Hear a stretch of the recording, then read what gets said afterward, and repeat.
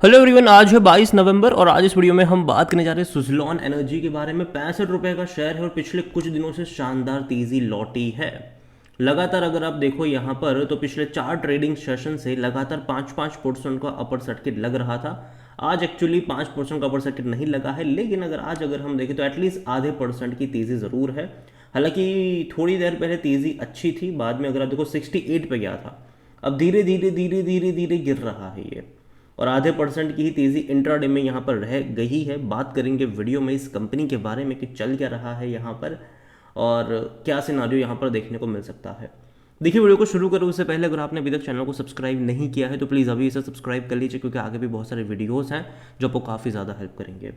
तो 65 रुपये का शेयर है सुज़लॉन का, आधे परसेंट की ही आज तेज़ी आई है। हालांकि मॉर्निंग में अगर हम देखें तो जब बाजार खुला था तब अच्छी रफ्तार थी, 68 पे गया था ये, लेकिन उसके बाद लगातार हमें गिरावट देखने को मिल रही है। एक महीने में देखो तो अब सिर्फ 4% का ही फॉल रह चुका है। हालांकि ऐसी गिरावट भी हमने देखी कि 70 रुपये से गिर कर ये 55 रुपये से भी नीचे चला गया था। गिरावट अगर आप देखोगे तो वो आपको यहाँ पर ऑलमोस्ट 20% से भी ज़्यादा की देखने को यहाँ पर गिरावट मिल गई थी। लेकिन फॉरेन रिकवरी भी आई, और जो कि अच्छी रिकवरी मैं कहूँगा। और एक साल का अगर हम ग्राफ दें तो 76% का अभी भी ग्रोथ है। हालांकि पैसा डबल से भी ज़्यादा इसने बनाकर दिया है। अगर आप लोअर लेवल से कंपेयर करो जो कि 35 रुपये के आसपास का था, वहाँ से अगर आप देखो तो 85 रुपये पर ये मतलब शेयर गया था। वहाँ से लगातार फॉल आया है। और देखो, इससे पहले भी बीच बीच में इसने अटेम्प्ट करे थे, फिर गिरा था, फिर अटेम्प्ट करे थे, फिर गिरा था, फिर अटेम्प्ट करे थे, फिर गिरा था, फिर अब ये बड़ा अटेम्प्ट करा है। देखते हैं कि आज का दिन इंपॉर्टेंट यहाँ पर होने वाला है। फिर अगला हफ्ता भी बहुत ज़्यादा इंपॉर्टेंट होगा कि सुज़लॉन का मूव किस तरीके से देखने को मिलेगा। क्या ये जो तेज़ी थी पिछले 4 दिनों की क्या टेम्पररी थी, या फिर वाकई में रिकवरी आई है, वो हमें अगले हफ्ते ही पता चल पाएगा। और आज का दिन भी इंपॉर्टेंट रहेगा कि आज के दिन में भी ये पॉजिटिव पे क्लोज हो पाता है कि नहीं। और जहाँ तक बात करें सुज़लॉन को लेकर, देखिए एक टाइम का ये पेनी स्टॉक था, ठीक है, 1.5 रुपये का शेयर था और कुछ खास अच्छा परफॉर्म तो नहीं कर रहा था। लेकिन जैसे ही फंडामेंटली चीज़ें इंप्रूव होना शुरू हुई, अपने डेट को इन्होंने चुकाया, अपने पहले डेट को रिस्ट्रक्चर करा, तीसरी बार रिस्ट्रक्चर इनको करना पड़ा। इससे पहले भी 2 बार ये कर चुके थे, लेकिन फिर भी डेट जो कर्जे से ये लोग बाहर नहीं आ पाए थे। लेकिन तीसरी बार इन्होंने स्मार्टली प्ले करा कि पहले डेट को रिस्ट्रक्चर करा, पैसा रेज करा, पैसा चुकाया, और कई सारे ऑर्डर्स इसको मिलते नज़र भी आए। और हम सब जानते हैं कि जो बहुत सारी पावर कंपनीज़ हैं वो लगातार अपनी कैपेसिटीज़ को बढ़ा रही है, स्पेसिफिकली सोलर और विंड में। और जहाँ विंड एनर्जी की बात आती है, सुज़लॉन का नाम सामने ज़रूर आता है। तो कई सारे ऑर्डर इनको मिलते नजर आए, ऑर्डर बुक इनकी बढ़ती नजर आई, और लोगों का जो कॉन्फिडेंस है वो भी बिल्ड हुआ। और दूसरी तरफ जो इंस्टीट्यूशंस बाइंग है वो भी हमें यहाँ पर देखने को मिली। सुज़लॉन लगातार 5-5% का ओवर सर्किट लगा रहा था और 4 दिन में 22% की तेज़ी इसने दिखा दी थी। जो रिसेंट लो से अगर हम देखें तो यहाँ पर आज भी एटलीस्ट गिरावट नहीं है, लेकिन देखते हैं कि एंड ऑफ द डे यहाँ पर तेज़ी रह पाती है कि नहीं। और कंपनी के बारे में अगर आप देखोगे तो सुज़लॉन का जो मैनेजमेंट है, उन्होंने CNBC TV18 से कहा कि 100 gigawatts of wind power will be required to meet the demand projected 2030। 2030 तक इनका ये जो डिमांड है, मतलब जो पावर का जो डिमांड है वो रिक्वायर्ड होगा यहाँ पर। और उनकी जो करंट ऑर्डर बुक है इस हाईएस्ट एवर 5.1 गीगावाट्स की है, ये कंपनी के CEO का कहना है। और उनका ये भी कहना है यहाँ पर कि wind power is believe to be cheaper than solar power. जो विंड पावर होगा वो सोलार से सस्ता होगा। 2/3 of the wind generation occurs between May and September. Wind power alone can not meet demand. A combination of wind, solar and storage is essential and wind power is generated during the peak demand hours. तो generally wind power की जो demand, मतलब कहते हैं कि जो generation होता है, ज़्यादातर जो इनका जनरेशन होता है वो मई एंड सितंबर में, मई से सितंबर में होता है यहाँ पर। और डिमांड डेफिनेटली बढ़ने वाली है। और कहीं ना कहीं उनका ये भी कहना है कि जो सोलार से सस्ता विंड है तो लोग जनरली उसकी तरफ जा सकते हैं यहाँ पर। इतना ही नहीं, additionally Suzlon component supply arm is exploring non wind opportunities.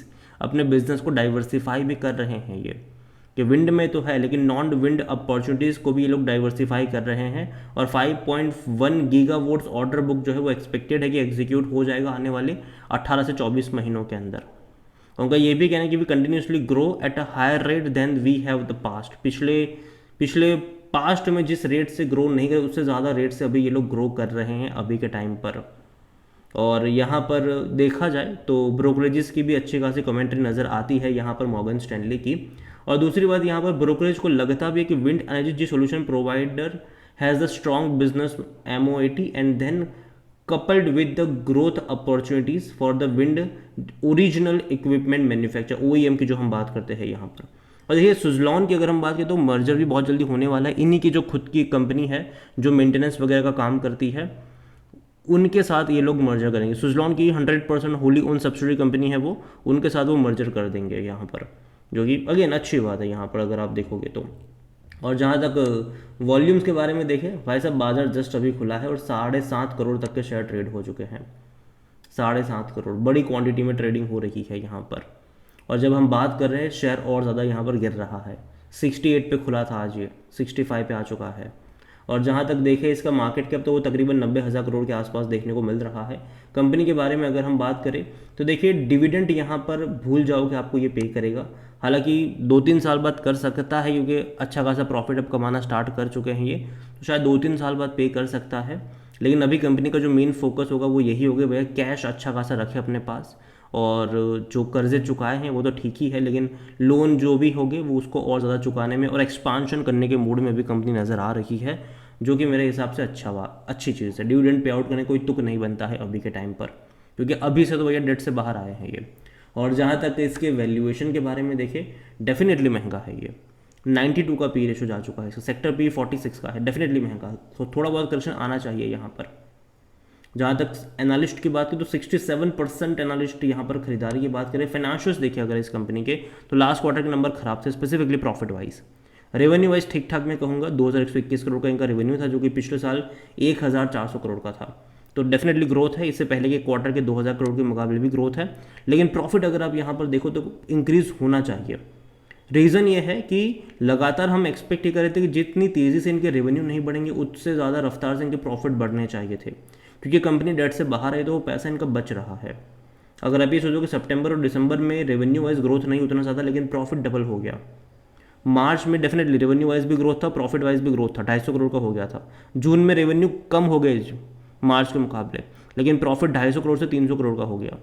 तो एटलीस्ट एक्सपेक्टेड होना चाहिए था कि यहाँ पर रेवेन्यू और बढ़े, लेकिन वो नहीं हुआ यहाँ पर। तो डेफिनेटली मैं कहूँगा कि बढ़ना चाहिए था, जो नहीं बढ़ा है तो अच्छा साइन नहीं। इसे जिसके चलते जो वैल्यूएशन होता है पी रेशो वो महंगा होता जाता है।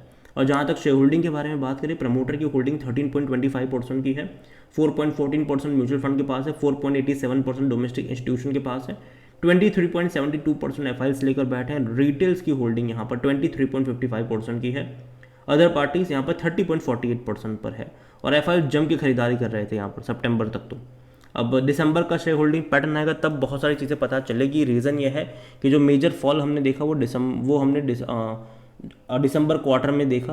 हालांकि उससे पहले के क्वार्टर में सितंबर में भी गिरावट दिखाई थी, इसने थोड़ी बहुत, लेकिन जनरली जो ज़्यादातर मतलब जो बड़ी गिरावट हमें यहाँ पर देखने को मिली है वो अक्टूबर महीने में देखने को मिली है, नवंबर में भी देखने को मिली है। हालांकि नवंबर में थोड़ा बहुत कोशिश करा था इसने, मतलब पिछले 4 दिनों में कोशिश करी थी मतलब रिकवर करने की।